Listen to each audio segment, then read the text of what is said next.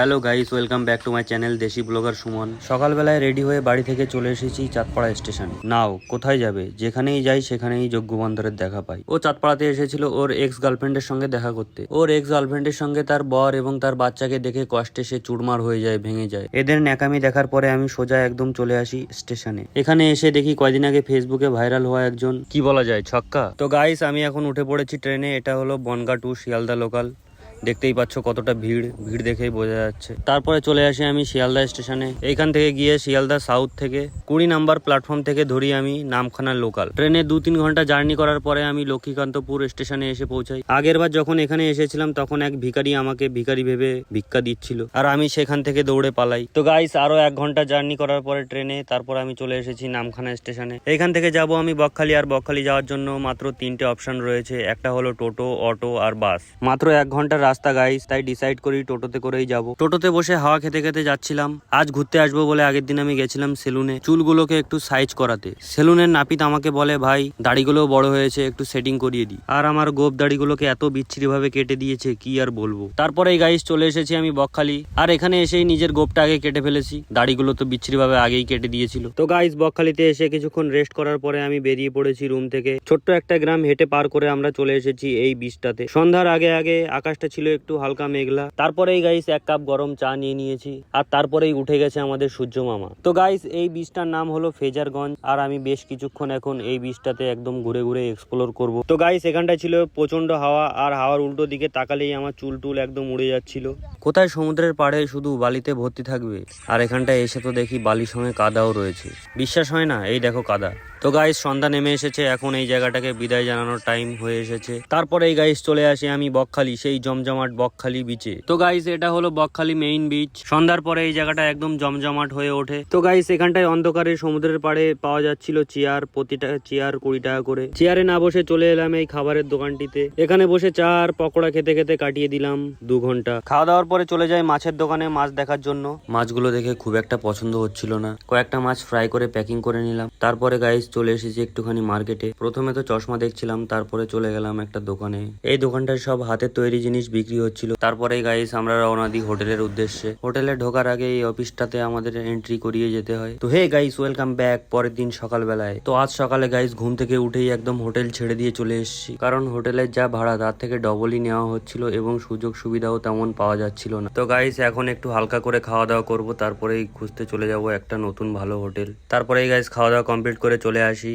একটা হোটেল পেয়েছি, সেখানটায় দেখতে যাচ্ছি এখন রুম। তারপরে গাইস এখানটায় আসি, এই রুমটা দেখি। এখানটায় একটা ব্যালকনি রয়েছে, বাইরে ভিউটাও ভালো। এটা হলো রুমের কন্ডিশন। তো গাইস সময় হয়ে গেছে অনেক, আর এখন যাব ঘুরতে। তাই এই হোটেলটাই ফাইনাল করে রেডি হয়ে বেরিয়ে পড়লাম ঘোরার উদ্দেশ্যে। এইখানে ঘুরতে এসেও যে টিকিট কেটে ঘুরতে হবে সেটা আমি আগে জানতাম না। তো গাইস টিকিট যখন কেটে নিয়েছি, আশা করছি ভালো কিছু দেখতে পারবো। তো গাইস হাঁটতে হাঁটতে অবশেষে এই জায়গাটায় এসে পৌঁছেছি। জায়গাটার নাম আমার এখন আপাতত মনে নেই, কিন্তু এই জায়গা থেকে মাছ নিয়ে মাছের ব্যবসা করা হয়। রাস্তার পাশে যেই গাছগুলো দেখা যাচ্ছিল গাইস, এই গাছগুলো কি গাছ জানলে তোমরা অবশ্যই কমেন্ট করে জানাও। তারপরে গাইস এখান থেকে বেরিয়ে পড়ি, আর যেতে যেতে আবারও খিদে পেয়ে গেছিল। চলে আসি এই মিষ্টির দোকানে। জল নিতে এসেছিলাম, আর এখানে এসে গরম গরম পরোটা দেখে লোভ লেগে যায়। আবারও তাড়াতাড়ি করে খাওয়া দাওয়া করে এখান থেকে বেরিয়ে পড়ি।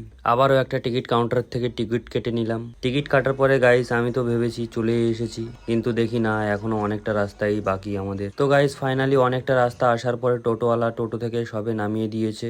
এখন আমি যাব পায়ে হেঁটে নতুন সেই জায়গাটার দিকে। তো গাইস এত সময় পরে এই লোকেশনে চলে এসেছি, মনটা খুব ভালো লাগছে এবার। এখন আমি যেখানটায় এসেছি এই জায়গাটার নাম হলো হেনরি আইল্যান্ড। এই জায়গাটিতে যাওয়ার একমাত্র রাস্তা হলো এই কাঠের ব্রিজটা। ব্রিজটা পার করার পর আরো কিছুটা রাস্তা পায়ে হাঁটতে হয়, কারণ ব্রিজের জন্য এখান দিয়ে কোনো গাড়ি আসা যাওয়া করতে পারে না। তারপরে গাইস এই হেনরি আইল্যান্ডের বিচে যাওয়ার যে রাস্তাটা, ওটা দেখে একদম পাগলই হয়ে গেছি আমি। এত সুন্দর জায়গা, আবারও এত সুন্দর লোকেশন দেখার পরে আমি নিজের ব্লগার মোডটাকে আবার অন করে নিই। খুব সুন্দর হাওয়া এখানে বইছিল। সমুদ্রের পাড়ে এসে নিজের আবেগকে আর কন্ট্রোল করতে পারলাম না। তারপরে চলে গেলাম দৌড়ে সাইয়ারা মুভির হিরোর মতো সমুদ্রের দিকে। এইখানটায় গাইস হালকা করে পা ফা একটু ধুয়ে নিলাম।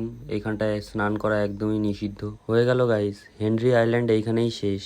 এই পর্যন্তই দেখাচ্ছিল। তারপরে টোটোওয়ালা রুমে নামিয়ে দিয়ে চলে গেল। হোটেল রুমে আসার পর একটু হোটেলের ছাদে উঠেছিলাম হোটেলের চারিপাশের ভিউটা নেওয়ার জন্য। আর দেখো গাইস এত সুন্দর ভিউস। তো গাইস তাড়াতাড়ি করে ঘুরে চলে এসেছি, এখন যাব সমুদ্রে স্নান করতে।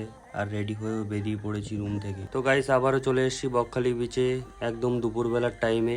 এখন লোকজন অনেকটাই কম রয়েছে। তো গাইস আসল সমুদ্রে স্নান করতে যাওয়ার জন্য সমুদ্রটা এখনো অনেকটাই দূরে। আমি যাচ্ছিলাম সমুদ্রের দিকে আর তখন দেখি এই ভাইরা এখানে বিপিএল খেলা শুরু করেছে। বিপিএল মানে বকখালি প্রিমিয়ার লিগ। পুরীতে আর দীঘাতে গাইস প্রচন্ড পরিমাণে ভিড় থাকে, তাই তো ছুটি পেয়ে ঘুরতে চলে এসেছি বকখালিতে। কিন্তু একটা কথা বলা যেতে পারে, দীঘা আর পুরীর থেকে এইখানটায় ঢেউ তুলনামূলক অনেকটাই কম বলতে গেলে।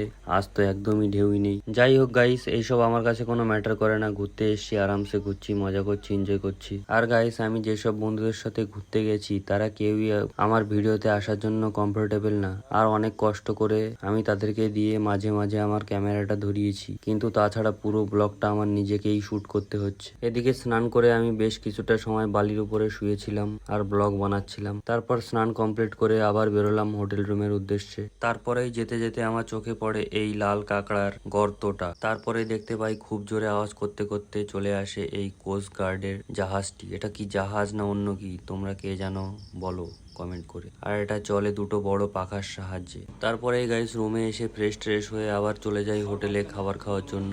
খাবার খেয়ে চলে যাব আবারও হোটেল রুমে, কারণ আজকে সারাদিন অনেকটা জার্নি হয়েছে। হোটেলে এসে রেস্ট নিতে নিতে হয়ে গেল সন্ধ্যা। তারপরে আমি আবার বেরিয়ে পড়ি বকখালি বিচে ঘোরার উদ্দেশ্যে। তারপরে গাইস এই জায়গাটাও একদম ঘোরা কমপ্লিট। তারপরে চলে এসেছি এই জায়গাটাতে। এই জায়গাটাতে দেখো অনেকগুলো বক পাখি বসে রয়েছে। জায়গাটা দেখে আমার তো খুব ভালো লাগছে। যারা যারা এর আগে বকখালিতে গিয়েছে তারা হয়তো চিনতে পারবে এই জায়গাটিকে দেখলে। তোমরা যারা এই জায়গাটিকে চেনো তারা অবশ্যই কমেন্ট করে জানাও এটা কোথায়। তো গাইস রাত পেরিয়ে গেছে, এটা হলো তার পরের দিনের সকাল। এখন আমি কি করব, এখন আমি বেরিয়ে পড়েছি বাড়ির উদ্দেশ্যে, বাড়ি চলে যাব বলে। আবারও গাইস চলে এলাম সেই পুরনো রাস্তা দিয়ে নামখানাতে। এখানে আসতেই 10 মিনিটের মধ্যে আমি পেয়ে যাই আমার ট্রেন, যে ট্রেনটা আমাকে সোজা একদম নিয়ে যাবে শিয়ালদাহ স্টেশনে। ট্রেনে উঠে বোরিং লাগছিল, তাই 1-2 ঘন্টা ঘুমিয়ে নিলাম। আর এদিকে দেখতে দেখতে শিয়ালদাহতে চলেও আসলাম। শিয়ালদাহ থেকে ধরবো বনগা লোকাল, তারপরেই আমি পৌঁছে যাব বাড়িতে। এদিকে দমদম আসতে না আসতেই শুরু হয়ে গেল তুখোর বৃষ্টি। তো গাইস দেখতে দেখতে আমি এখন চলে এসেছি বাড়িতে। কার কার আমার এই ট্রাভেল ব্লগটা ভালো লাগলো লাইক করো, কমেন্ট করে জানিয়ে দিও এবং সাবস্ক্রাইব করে দাও। আর কয়েকদিনের মধ্যেই আমার 100টা সাবস্ক্রাইবার পূরণ হয়ে যাবে। দেখা হবে পরবর্তী ভিডিওতে। টাটা।